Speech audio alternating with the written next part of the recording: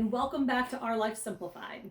I'm Laura, and in today's video we are going to talk about setting up a brood box. This is how I set up my brood box in light of the fact that I have baby chicks that should be hatching on May 7th, which is in about 4 days. I needed to go ahead and get this ready to go. I will show you what I use, the process I use. I'm not going to put out the food and water yet, but I'll show you the containers that I use. And let's get started. So the first thing that you need for your brood box is a container of some sort. So I happen to be using this storage container. This happens to be a 45-gallon storage container. I will go ahead and I will measure so you can see. This is approximately 35 inches long, 21 inches wide, looks like 19 inches deep.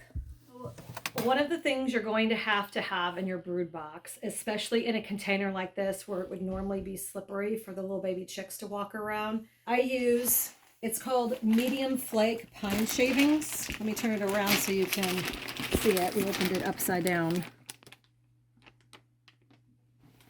And all you do is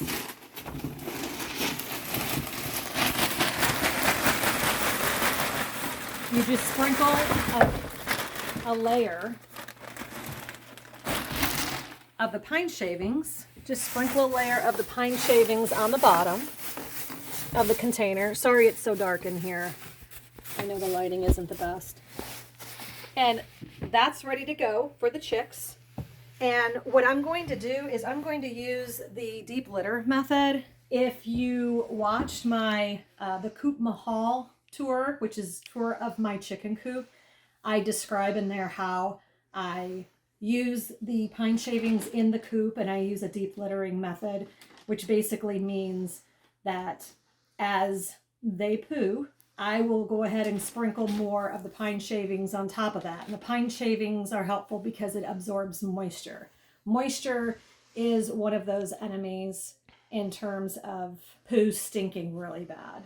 So the next thing that I have and that I use is a heating plate. Baby chicks require a temperature of 95 degrees the first week, and then it drops 5 degrees every week until I believe it gets to around 75 degrees. That's when they should be fully feathered. But I will include all of that information in future videos. So this heating plate I purchased on Amazon, and it comes just like this.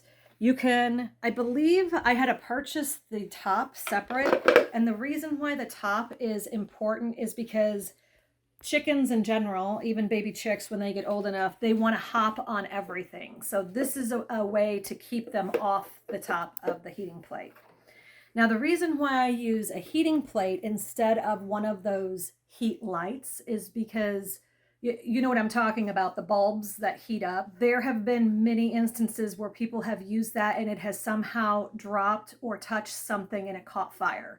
So the heating plate, I feel, a safer device to use in terms of helping to produce heat for the baby chicks. Oh, and so I want to show you, whenever the baby chicks come, you want to be able to raise and lower the legs. And on this unit, if you press this button, you press it in, and then you can raise and lower the leg however high or low you want it.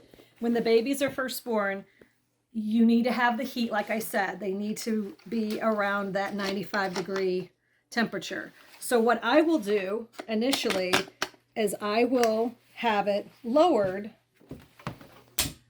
so the baby chicks can go right underneath it.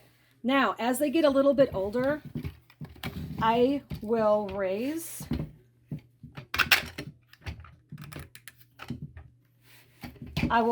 the front.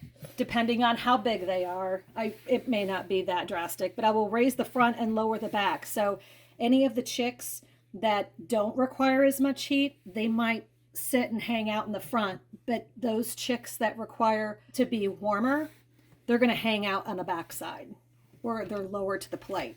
So I will adjust it accordingly, and I will show you in future videos how you can tell if the baby chicks are chilled or not warm enough, and how you can tell that they are plenty warm. Okay, so the next item that you're going to need in your brood box is a waterer and a feeder.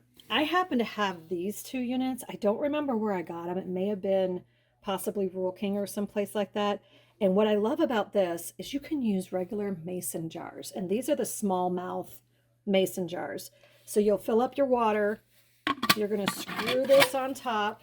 You might spill a little bit, but then you flip it over and the water will drop down into the tray. And then I would just set it on one of the far corners. Now what I will probably do is I will probably also get a piece of wood so it's kind of up off of the pine shavings and level. So, and then the second thing is the food, the feeder. You will fill the jar with the food. You screw on the base and then you just flip it over and it will fill in the bottom. And I will show you that more in detail, like I said, after the baby chicks are here. And I can show you actually filling with the water and the food. I just want to wait until they're here. That's it in a nutshell. I'm going to show you where I place this brood box. I actually place it in my bathroom in the tub. That way I can see them multiple times a day, especially in the evening, first thing in the morning and in the evenings. Okay, so this is my brood box in the tub. It has proven to be a good spot to at least start the baby chicks in. These baby chicks will probably only be in this brood box maybe a couple weeks. I'll have to wait. I can't remember how long it was before I had to move them out of this brood box and into a bigger one. And I'll show you in another video when it's time to transfer to the bigger brood box how we have all of that set up. That is my video on how I set up my brood box. I will be keeping you posted as to when those baby chicks hatch. If you have any brooders that you've set up in the past or you currently have, please share them in the comments below. And if you like this video, please give it a thumbs up and consider subscribing. Thank you for watching. Until next time.